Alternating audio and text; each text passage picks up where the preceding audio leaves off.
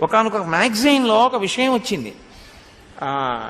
శ్రీరంగం గుళ్ళో ఒక ఆయన పడుకుని రాత్రి నిద్రపోయాడు పొరపాటున.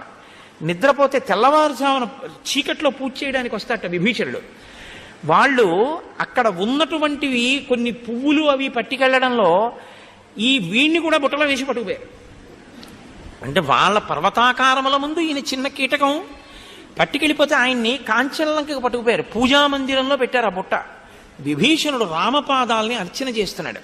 అర్చన చేస్తూ బుట్టలో చెయ్యి పెట్టి తీస్తే ఈయన వచ్చాడు. హడిలిపోయి కాళ్ళ మీద పడి ఆ ఆకారాన్ని చూసి అదిరిపోయి ఏడ్చాడు.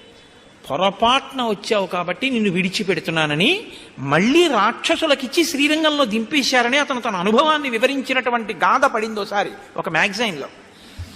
అయితే మన దౌర్భాగ్యం ఏమిటంటే ఇలాంటి వాటికి వేటికి తగినంత ప్రచారం ఉండదు. అక్కర్లేనివి, అనవసరమైనవి, పనికిమాలిన వాళ్ళ